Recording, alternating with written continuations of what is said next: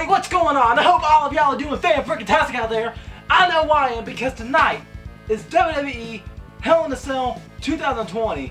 And folks, I have a good feeling that tonight's Hell in a Cell event will be a lot better than last year's because of that horrendous Fiend vs. Rollins finish. I still have nightmares about that finish. But yeah, so this is a very interesting time period, okay? This has been a big week, and it all started Friday. Friday, I had a match with Chris Vallo. That one turned out pretty awesome. You'll get to see that footage later on this week, on the 30th to be exact. Last night was Impact Wrestling's Bound for Glory event. Tonight is WWE's Hell in a Cell, and not only is today Hell in a Cell, but today is also the first day for SSP's 6th annual Halloween Week. So shortly after this gets uploaded, another video is going to get uploaded for Helpful Man vs. Ghostface. So y'all go check that out as well, okay? Now tomorrow, I gotta preach it one final time. There's going to be another live stream happening for Sup Everybody, and that's going to be scheduled for 4 p.m. Eastern, and that's going to be the now annual tradition of the live stream costume party. Alright, so y'all stay tuned for that. So yeah, today though, let's focus on today. Let's focus on today. Alright. About to ramble about some of the matches happening tonight.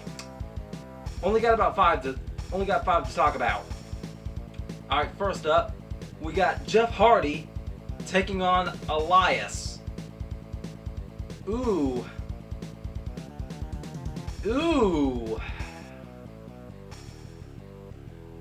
Look, I'm a big Jeff Hardy fan, okay?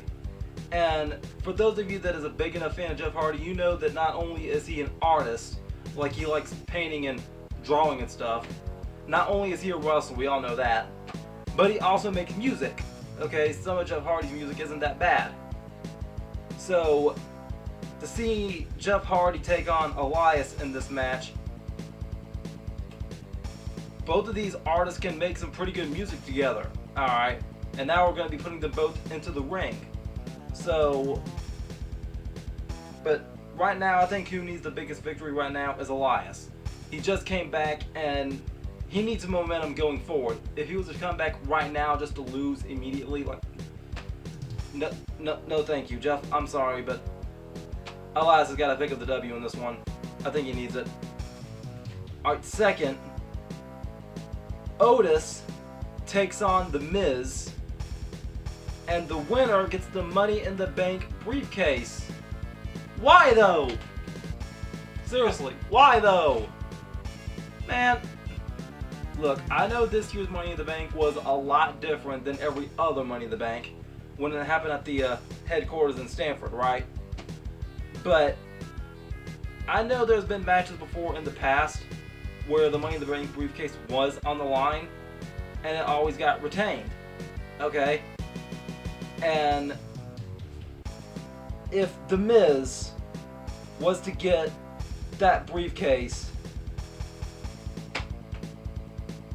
that's gonna make me hate him even more.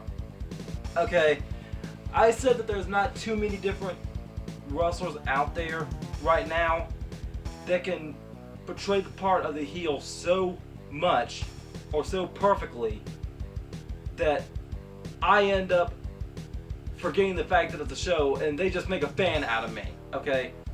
Like, there's some wrestlers out there that just act so bad that I enjoy it when I hate their guts, okay? I hate them for the right reasons, is what I'm trying to say. Okay, and The Miz, he was one of those, okay? But once John Morrison came back, both of those were like perfect for each other. Alright, they're playing off each other very well. I think this run may be better than that original run they had when they was working for ECW, you know? But I would hate it so bad for The Miz to win this match. Okay? Every fiber in my being wants Otis to win. Every fiber in my being wants Otis to cash in somehow. Somehow or another, every fiber in my being wants me to see Otis as a champion. Look, I know it's very unlikely. Very unlikely. But still, I can dream, can't I? Can I? But if The Miz wins, I have an idea for him about what's going to happen to it, but I'll get to that in just a moment. That brings us to our next match, and oh, shuck it, duck it, quack, quack. Sorry, Booker. Some of y'all just seen the effect that just got added to the video. We are now about to ramble about the Hell in a Cell matches. Alright. We got Drew McIntyre defending his WWE Championship against Randy Orton. This has gone on for a while now. I was expecting the ambulance match to be it, but no. Now that these two are entering Hell in a Cell, it's very, very intriguing, and as a matter of fact, it's more intriguing than it's ever been. Which, by the way, when Randy Orton was cutting that promo this past Monday, I saw how the Hell in a Cell looked in the Thunderdome, and there was like literally no room on top of the roof for somebody to walk. So I'm hoping that at least in one of these Hell in a Cell matches we get to see somebody escape, but I highly doubt we're going to get to see somebody on the actual roof of this thing. Alright, so yeah. Part of me wouldn't mind seeing Randy Orton win this, because you know what they say, third time's a charm, right? But if Drew McIntyre wins though, The Miz might cash in on Drew McIntyre.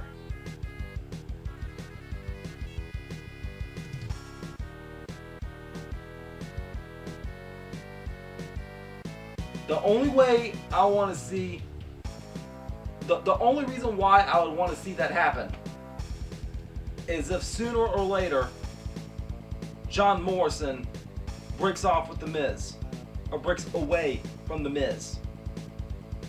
I'm sorry, but Morrison was like very underrated in his first run in WWE, and when he left to do these other promotions, like, I loved his work in Lucha Underground, okay, and he was definitely awesome during his Impact days. So I want to see John Morrison have a very successful career in WWE this time around.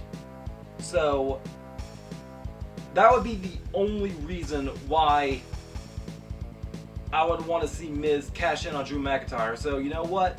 If that's the case, if it means John Morrison is going to become WWE Champion soon, then I'm all for it. I'm all for it. If Otis losing the Money in the Bank will be worth it if John Morrison can become WWE Champion. As a matter of fact, John Morrison, he has pretty good acting techniques, alright, outside of wrestling. He's actually been in Boone the Bounty Hunter, which wasn't that bad actually. I watched it and I was impressed. But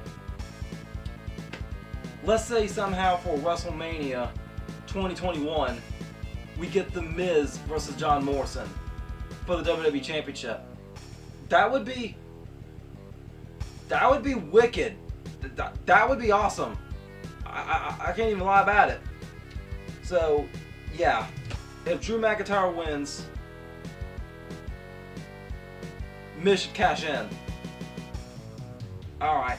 Next up is the SmackDown Women's Championship getting defended by Bayley as she takes on Sasha Banks.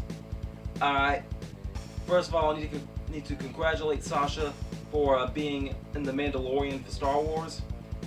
But here we have another example of a friend turning on another friend in the wrestling business. Alright, and 9 times out of 10, every single time I see this storyline happen, the person that turns on the friend is the person that usually gets the upper hand. Alright, so personally, I want to see Sasha Banks win, but I don't see her getting her revenge. I don't. So, unfortunately, as much as I don't want to see it, Bayley's probably going to win this match. Alright, lastly, the Universal Championship is on the line as Roman Reigns defends against Jey Uso. However, not only is this a regular Hell in a Cell match, this is an I Quit match inside Hell in a Cell. And boils and ghouls and folks of all ages, the longer that this storyline has been going on, it's been intriguing me. Alright, it's been impressing me. Like, the longer this has been going, like the more momentum this rivalry has been getting, I've been getting more and more worried. Alright, I'm not sure who I'm worried for. I'm not sure if I'm worried for the whole family. I'm not sure if I'm worried about Roman. I'm not sure if I'm worried about Jay and Jimmy. It's big. It's massive. Alright. But here's the thing though, and this is what I'm confused about. Apparently there's consequences to this match. If Jey Uso loses, Roman Reigns said that Jey would have to acknowledge him as the tribal chief, but with the way I heard that promo on Friday, was Roman wanting to make Jey Uso his slave? Like, did Roman Reigns just want Jey Uso to do all of his biddings for him? And Jimmy too? But yeah, he said that if he can't do that, like, if he can't accept the consequences, then they're out of the family, which means, I don't know what that means. Like, if it's gonna lead to the Usos having to leave WWE, just come out and say it. But right now, apparently Roman wants to make them suffer somehow. So,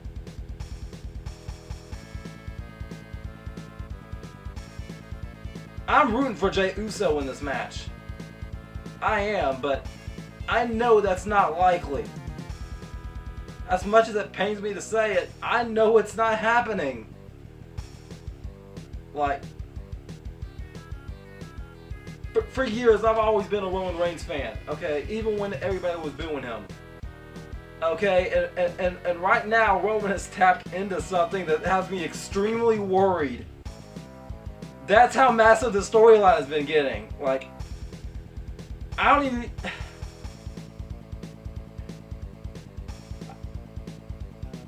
Folks, this storyline has been making me worried, okay? So, I ain't even got a prediction for this one. I don't. So, I know this is an awkward way to end the video, but there it is. All I can say is I'm just going to be glued to the TV watching that match. And until next time, make sure all of you remember to be outrageously optimistic year-round. Booyah! I'm out. See you tomorrow for the live stream.